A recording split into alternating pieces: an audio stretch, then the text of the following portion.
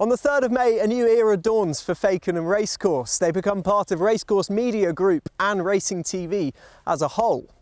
It's attracted royal patronage in the past, this racecourse. They've been racing here since 1905, as well as opening their doors to owners, jockeys, trainers and horses from up and down the country. However, perhaps its biggest USP is its local sense of community, and they don't shy away from their quirks, they embrace them.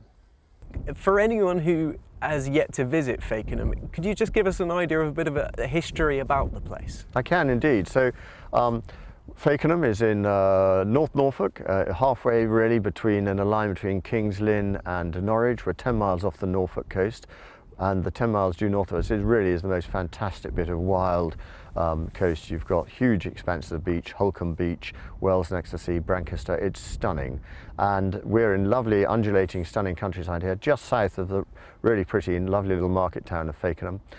Racing at Fakenham has been in this location since 1905. Before that, national hunt racing started in 1884 over at West Winch, which is towards King's Lynn. But it needed to move here because the land over there was heavy clay, and the then committee, all who were country-based people, knew that this was really good land to be running a winter's jump course because it drains very well and means that we hopefully provide pretty good going even in the middle of the winter. And we race in the middle of October until the end of May, so really in the core period. We don't race in the height of summer, and it's an independently owned race course. All of our profits go back into the racing, and we're proud of being independent, sometimes bloody-minded, but very much a fun track, a great atmosphere, quirky, traditional, but moving forward, never allowing things to keep standing still. Talk to me about some of the intricacies of the track. It's an unusual kind of track in a few ways. Tell me a little bit about the mile circuit. Yeah, so we've got obviously the steeplechase fences and the steeplechase courses on the outside, and then on the inside they've just been taken away as the men are repairing the hurdle course. But we had the hurdle course, and it's a mile all the way around, so it's fairly tight. But let's not forget that every jump race course in the country goes past its start point at some stage. So there only are 360 degrees in the circle. So it's the same. It's just how you take it, how you do it. So it's a track predominantly. It's got two dips, and if you look back here to the 2 furlong marker, there's a slight pull up from the 2 furlong marker to here, and that really can take its the jostle for positions there. So a tight track. You need to have a horse that is balanced to go left-handed. I've heard often in the 25 years I've been here that a horse is too big and can't get around. I'm a horseman through and through. I don't really get that. I think if your a horse isn't a super tanker, if your horse is well balanced and is able to is schooled along those lines, won't have any trouble here. And I'd like to think that we pride ourselves on providing really excellent ground, whatever the conditions. And because you can see it's got quite a wide course, we can move the fences as we do continually over during the course of the season to provide the best ground and fresh ground as we can. There's also other things that Fakenham offers. You do events here, you have weddings, you can hit a few golf balls just behind me as well. Yes. It's not just a one-trick pony. No, we have, outside of racing, we run a pretty big and busy touring caravan and camping site, so people can come and stay here in tents or caravans or motorhomes, and that's open all the year round. And if people come and stay for a couple of nights minimum, they get free entry to come to the races.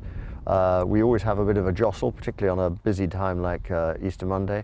Our caravan guests all need to move off their pitches on every day of racing, because wherever we've put a caravan, it then becomes an integral part of the race fixture or the race meeting. So they then move either into the centre of the course or to one of the outlying car parks and then come back to their pitch after racing. And there have been times when I've had some very happy, merry racegoers continuing to enjoy the after-race party at the boot of their car, and some caravan guests coming back onto their pitch which the car might be on, and that can be a delicate aspect of balancing the two different customer bases who might not always see eye to eye at that particular time. And you're quite right, yes, we have our sports centre that is just here that we work with, that are our tenants, and they have a really good 9-hole golf course, squash courts, tennis courts, a very successful indoor bowls rink as well. So and as you know, we're 5 minutes walk from the centre of the town, and the centre of the town has got everything you'd want from a small market town.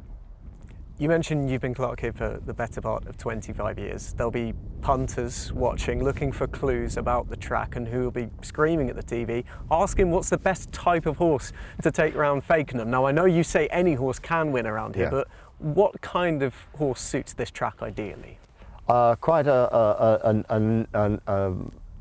nimble, a nimble horse. They've got to be able to jump because our fences need proper jumping. But a nimble horse that is able to sort his or her legs out, get onto the right canter lead to head around, are the type that do. And the horse that's won more times here than any other horse, of which the Owners and Trainers Bar is named after him, is called Cool Roxy. And Cool Roxy won 11 times here at Fakenham in his career. He was trained by Alan Blackmore, who's a permit holder, and Alan went out some years ago to buy a kitchen. His wife had told him to go and buy a kitchen, and he bought a horse. And he bought Cool Roxy as a 2-year-old. Thank God it turned out. He paid £1,500 for Cool Roxy, and I know that Cool Roxy, over his time here at Fakenham, raided our pot to the sum of something like £170,000.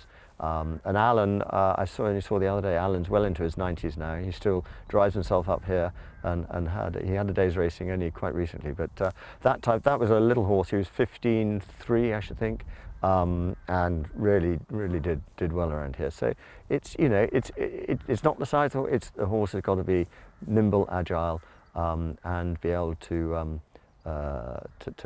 get it. They tend to go around at quite a pace.